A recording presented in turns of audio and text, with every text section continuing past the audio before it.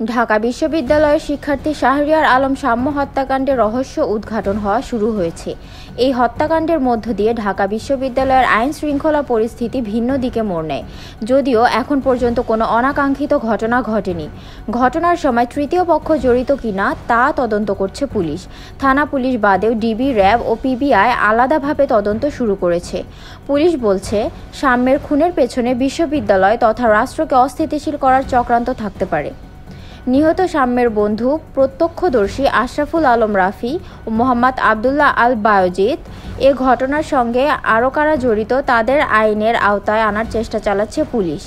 ঘটনায় সেদিন কী ঘটেছিল সেটি আমাদের দেশকে জানিয়েছেন ঘটনাস্থলে থাকা সাম্যের দুই বন্ধু আশরাফুল আলম রাফি ও মোহাম্মদ আবদুল্লাহ আল বায়োজিৎ। আশরাফুল আলম রাফি অণুজীব বিজ্ঞান বিভাগের এবং মোহাম্মদ আবদুল্লাহ আল বায়োজিৎ শিক্ষা ও গবেষণা ইনস্টিটিউটের স্নাতকোত্তরের শিক্ষার্থী। গত মঙ্গলবার শিক্ষা ও গবেষণা ইনস্টিটিউটে নবীনবরণের অনুষ্ঠান হয়। সেটি শেষ হতে প্রায় রাত 11টা বেজে যায়।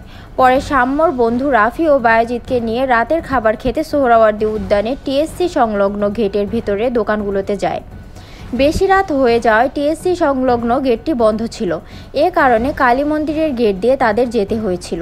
রাতের হালকা খাবার খেয়ে ফেরার পথে আগে থেকেই বাইকে দাঁড়িয়ে থাকা একটি গ্রুপের বাইকে ধাক্কা লাগলে অতর্কিত হামলা, কিল, ঘুষি ও অস্ত্র দিয়ে মারার ঘটনা ঘটে।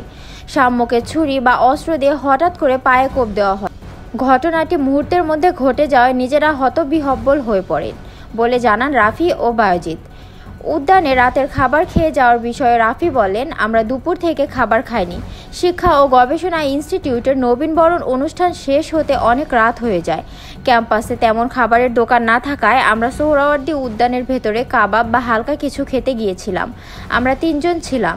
সাম্য বাইক চালাচ্ছিল, ওটা তারই বাইক ছিল। তিনি বলেন, ফেরার পথে সাম্যই বাইক চালাচ্ছিল। মুক্তমঞ্চ এলাকা পার হলে একটি ছেলে ইলেকট্রিক শক দেওয়া এবং একই সঙ্গে উচ্চ সাউন্ডের এমন একটি যন্ত্র দিয়ে আমাদের দিকে নিশানা করে। পরে সাম্যই তাকে বাধা দেয় এবং ধমক দেয়। পরে ছেলেটি দৌড়ে উদ্যানের মাঝামাঝিতে গেলে তাকে ধরতেই বাইক নিয়ে পিছু করি। এ সময় মাঝে একটি গ্রুপ বাইকে এসে আড্ডা দিচ্ছিল। ভুল করে তাদের একটি বাইকে আমাদের বাইকের ধাক্কা লাগলে একটি বাইক মাটিতে পড়ে যায়। এরপর আচমকা কিল, ঘুষি, ইট দিয়ে আঘাত করা শুরু করে গ্রুপটির সদস্যরা। তাদের সঙ্গে সে সময় 7 থেকে 8 জন থাকলেও মুহূর্তেই 10 থেকে 12 জন হয়ে যায়। কিছু বুঝে ওঠার আগে আমাদের মেরে আহত করে। রাফি আরও বলেন, আমি বাইকে সবার পেছনে থাকায় বাকি 2 জন বা সাম্যকে কিভাবে মেরেছে সেটা খেয়াল করতে পারিনি। সে জায়গায় কোনো আলো ছিল না। হঠাৎ দেখি সাম্যের পায়ে রক্ত। এটা দেখে আমরা চিৎকার শুরু করলে উদ্যানে থাকা আশেপাশ থেকে 10 থেকে 15 জন মানুষ সেখানে জড়ো হয়। পরে তাদের একজনকে ধরে উপস্থিত লোকদের কাছে নিয়ে আমরা সাম্যকে নিয়ে বাংলা একাডেমির গেট পর্যন্ত এসে রিকশায় হাসপাতালে যাই। এর মধ্যেই সে মারা যায়।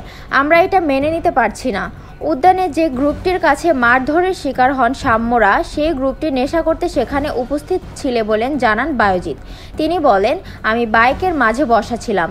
আমরা নিজেরা প্রতিরোধের চেষ্টা করেছি। আমার মাথায় ঘুষি দেয় একজন। খুবই উগ্র মেজাজের ছিল তারা।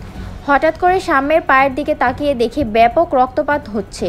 ঘটনাটা 2 মিনিটের কম সময়ের মধ্যে ঘটে গেছে। খুব সাধারণ ঘটনা থেকে সাম্যকে তারা ছুরি দিয়ে কোপাবে এটা কল্পনাও করতে পারিনি। পরে আমি, রাফি আর উদ্যানে বিড়ি সিগারেট বিক্রি করে এমন একটি ছেলে সহ মোট 3 জন মিলে সাম্যকে কোলে নিয়ে কালী মন্দিরের গেটে এসে রিকশা নেই। কিন্তু হাসপাতালে নিলে ডাক্তার সাম্যকে মৃত ঘোষণা করেন। পুলিশ জানায়, মঙ্গলবার রাতে 999-এ পুলিশ খবর পেয়ে শাহবাগ থানা পুলিশের একটি দল ঘটনাস্থলে যায়। পরে পুলিশ জানতে পারে সাম্য ঢাকা মেডিকেল কলেজ হাসপাতালে মারা গেছে। এরপরই পুলিশ আসামিদের ধরতে অভিযানে নামে। পুলিশ ঘটনাস্থলে গিয়ে জানতে পারে যারা খুনের সঙ্গে জড়িত তারা ফার্মগেট রাজার বাজারে থাকে। ধস্তাধস্তির সময় পলাশ সর্দার নামের এক আসামি আহত হয়। তাকে ধরতে পুলিশ ঢামেক হাসপাতালে যায়, কিন্তু আসামিরা চালাকি করে ঢামেক হাসপাতালে চিকিৎসা নেননি। পলাশকে তার সহকর্মীরা নিয়ে যায় রাজধানীর সরমিতা হাসপাতালে।